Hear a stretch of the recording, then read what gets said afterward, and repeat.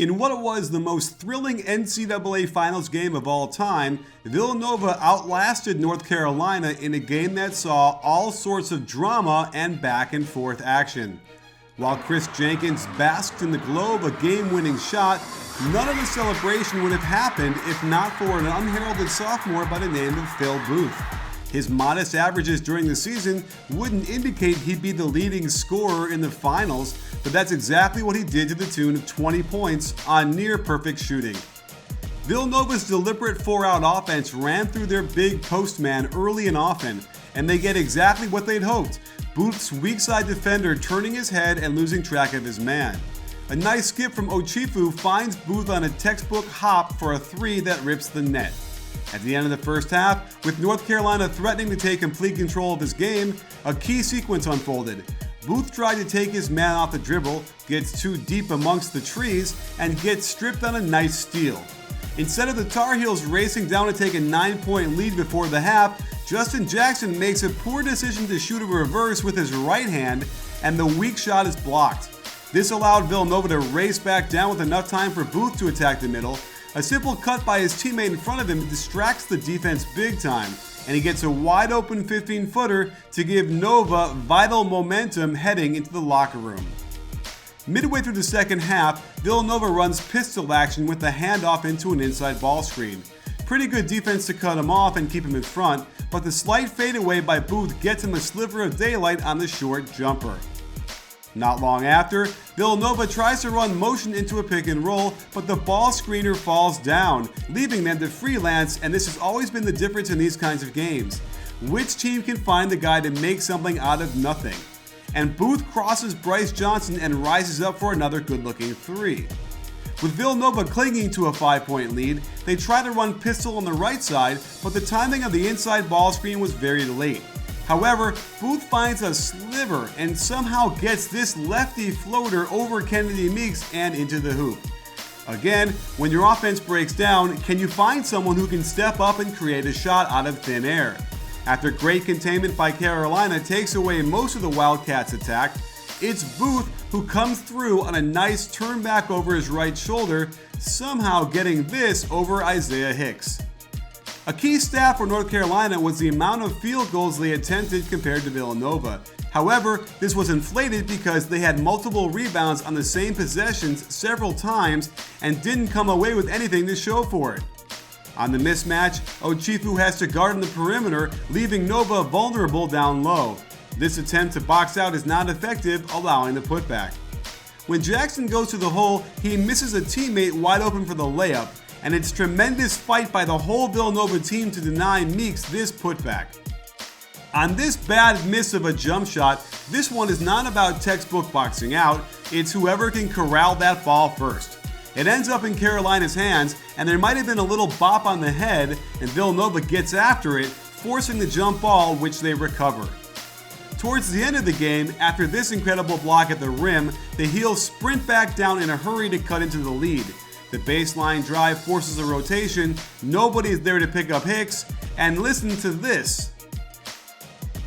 That's right, no call on the hammer down on Hicks' arm, but the Tar Heels clean up the loose ball and get closer. Now, let's jump into the final 5 minutes of the game, as the 10-point lead was Villanova's largest and had Carolina feeling nervous.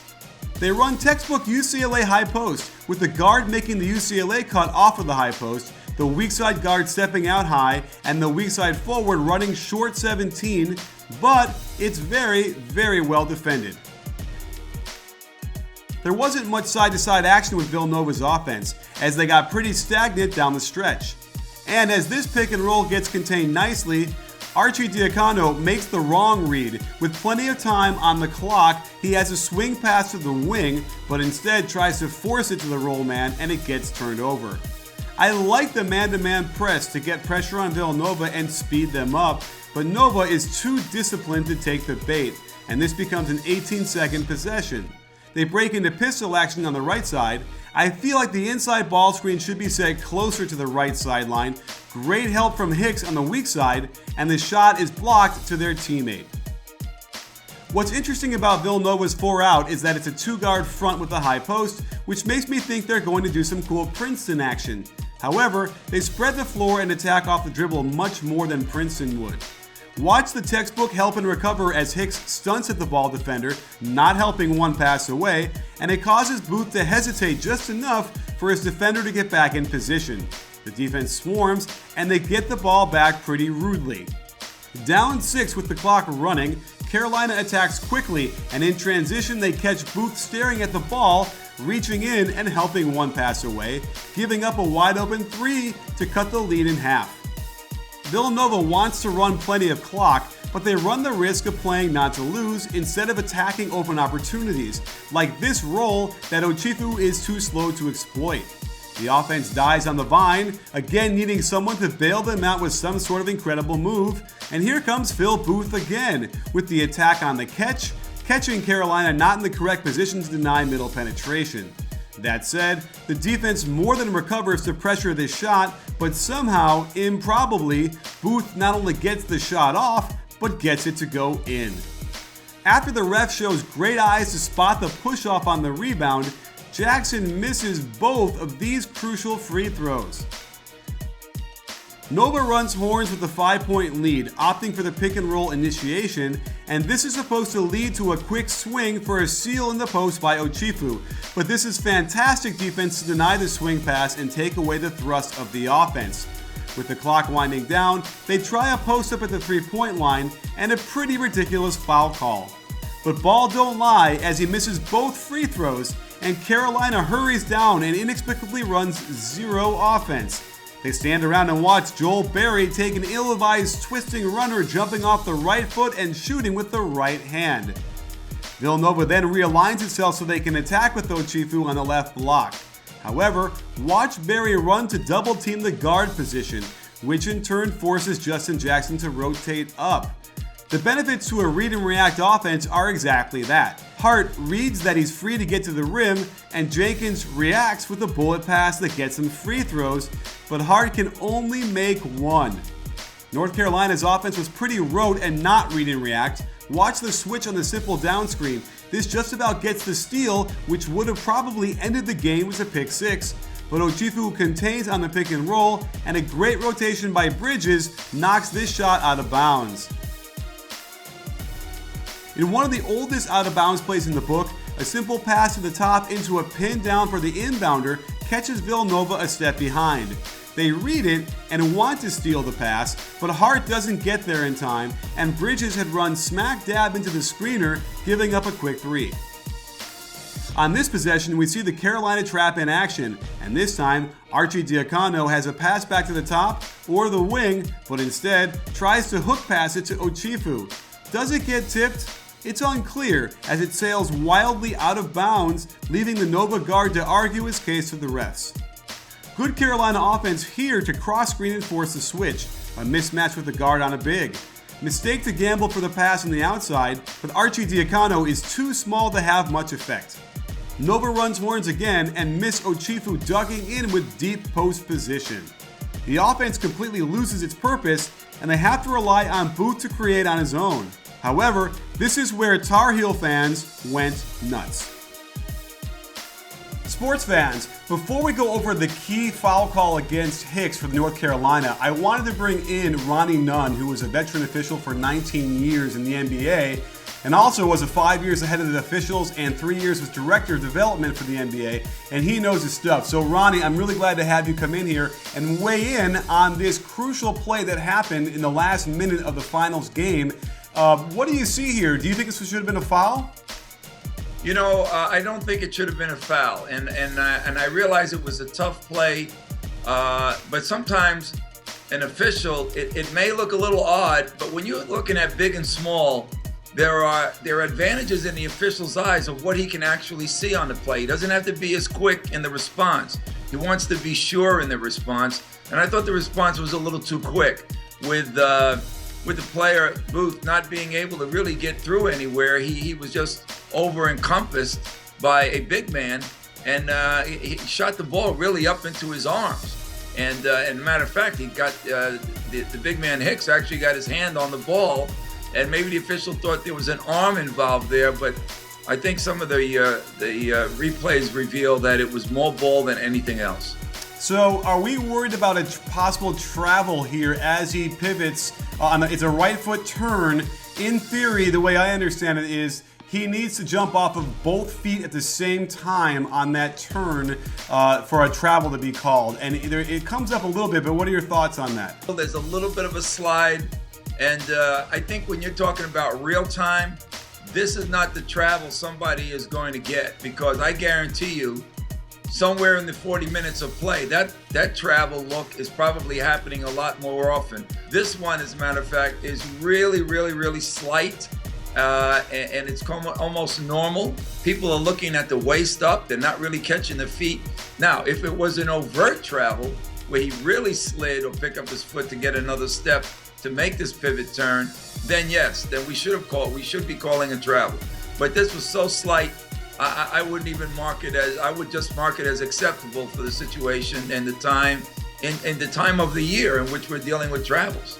You know, my other take on it, and a great point on that, is that, when we see players who have both hands up in the air, but then bring one down, even if it's clean, I mean, we've seen it, we talk about it when we coach our players, it's more often than not going to be a call to foul. They just look at that in motion and just sort of assume stuff. So is it safe to say that that's sort of what happens here? Because that left arm is beautiful, it stays up all the time, but the right arm does have that downward motion on toward the ball. Yeah, it's very true. As a matter of fact, if you recall with my new Hoops IQ, which is what I tried to do with team players, and I still have that openness of trying to work with players, you have to realize there are about 9 plays. I call them nuns 9. One of them is verticality, not only of your body, but of your arms. And the other is strips. And here's 2 situations in one. If Hicks would have kept his arms up, it would have been a very tough shot for Booth. Wouldn't have gotten a foul, and certainly would have probably missed the shot. Secondly, when you bring your arms down to try to get to the ball, you're really risking the strip touch ball's arm situation, which a lot of officials will funnel into, unless they have a really good look, as a foul. Strips are very hard, hand is quicker than the eye, and on an official, he's really got to watch that defender when they put the arm down. So in this case, Hicks would have probably been better to use the mechanic of arms up.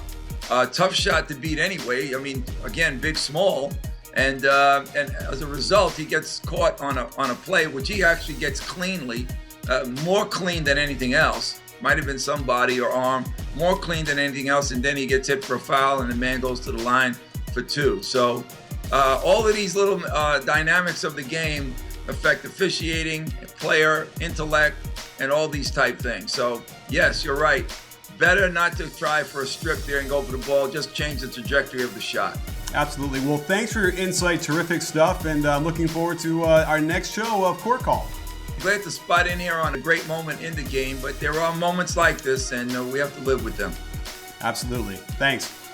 After the 2 free throws give Nova a 3-point lead, Carolina runs an inside ball screen for Page, who gets right to the hoop, but inexplicably shoots what should have been a simple right-handed layup off the left foot into an awkward lefty mess.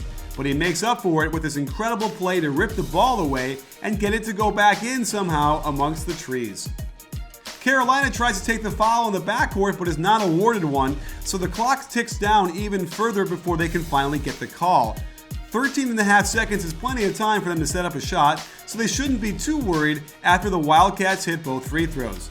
That said, I couldn't believe in this huddle that Coach Jay Wright was not stressing to his team to take the foul under 10 seconds and put Carolina on the free throw line, eliminating their chance to get a game-tying shot. The opportunity presented itself with just under 10 to take the foul, but instead, Ochifu went for a terrible gamble of his pass. And while this is simply fantastic help from Archie Diacono, this shot was about to go down as one for the ages, where the Tar Heels propelled themselves to overtime and won another title. This can get filed under talent as Marcus Page buries the double pump pro 3-pointer to tie the game. All North Carolina had to do was play less than 5 seconds of full court defense. And it was a real head scratcher why Roy Williams opted not to guard the inbounder. I'd say 99% of guards would dribble this down and fire up a contested long shot with 2 seconds left on the clock still.